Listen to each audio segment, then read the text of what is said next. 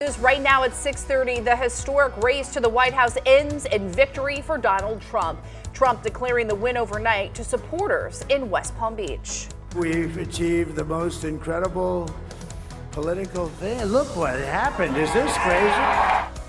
We break down the new results just coming in the last 45 minutes, including major swing state victories. Last reaction from the Harris campaign as she's expected to address the nation this morning, and keeping an eye on the Florida amendments, the decisions impacting our communities, including an abortion ban staying in place. We have a team of journalists covering every angle of this election. We're going to break down the races already called in our state. It's Wednesday, November 6th. WPBF 25 News Mornings starts now. A lot happening this morning, and we have you covered here at 6:30. I'm Erin Guy with Natalie Pozo. Breaking news within the last hour. Donald Trump wins the presidential race. Our co-anchor Stephen Graves leads our live team coverage. He is near the convention center there in West Palm Beach with the very breaking latest development. Stephen. Natalie, Aaron, that's right. We were on live with you on WPBF 25 News Mornings when that result came down from Wisconsin, putting Trump over the edge he needed to become the president-elect, the 47th president of the United States. He wrapped up his party here in downtown West Palm Beach. I want to say around 3 o'clock, supporters started filing out. So it's unclear if he even slept at this hour, if he is back at Mar-a-Lago sleeping, because it was so recent since that party wrapped up in a very victorious manner, even before the official results were out. Let's get to those results really quickly for you if you were sleeping. Within the past hour, Trump surpassed the 270 mark when it comes to those electoral votes. He won Wisconsin again. That put him over the edge here to a total of 277, that much above Harris. Now, that comes after Trump picked up North Carolina, Georgia, and the big one was Pennsylvania overnight. That gave him those 19 electoral votes that put him so close to 270. But again, Wisconsin put him over the edge. We'll have more on those critical swing states, how we got here. That's coming up soon. But first, let's talk about the overnight reaction again, right here in downtown West Palm Beach. That party that was held at the convention center, one could describe it as electric. It was a unifying tone as well, but again, a victory spoken even before we got the official results. So Trump took the stage around 2:30 this morning. At one point, he thanked his wife and children. Trump called it a magnificent victory, claiming he was the 47th president in that moment before the winner was declared. Take a listen. It's time to put the divisions of the past 4 years behind us. It's time to unite. And we're going to try, we have to try, and it's going to happen. Success will bring us together. I've seen that. I saw that in the first term when we became more and more successful. People started coming together. Success is going to bring us together, and we are going to start by all putting America first. We have to put our country first for at least a period of time. We have to fix it.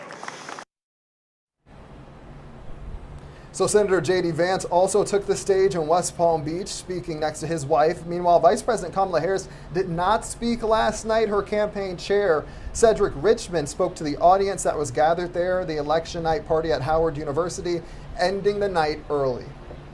We still have votes to count. We still have states that have not been called yet. We will continue overnight to fight to make sure that every vote is counted, that every voice has spoken. So the Harris campaign does say that she plans to return to Howard University and speak to the nation a little later this morning. So as I mentioned, when we talk about just how quickly we got to this point, there were a lot of battleground states that needed to be won by either candidate to secure that path to 270.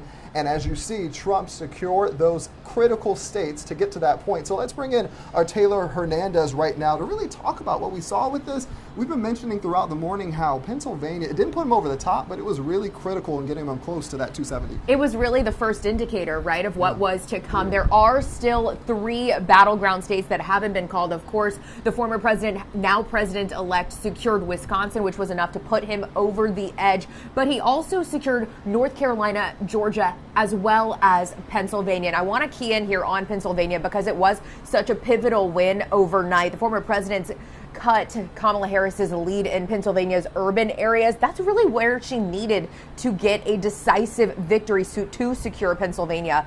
Harris pulled below Biden in nearly every county there. No president has won the White House without Pennsylvania since 1948, so it's a great indicator of who is going to win the election normally. Pennsylvania, a huge win for the Trump campaign, not only because of those 19 electoral votes, but also because of the state's significant Hispanic population. That's something a lot of people were speculating he would struggle to win after his rally at Madison Square Garden. Now, as for Trump's victory in North Carolina, this signals a significant number of split ticket voters as the state's GOP governor candidate lost by double digits. And in Georgia, the Harris campaign failing to make a big enough splash outside the immediate Atlanta metro suburbs to secure a victory there in Georgia. And I bring up North Carolina and Georgia because those are two states that the Harris campaign really thought that they could win, but overnight, really no surprises other than these battleground states as far as states that each Harris and Trump secured. Yeah, we saw multiple states flip,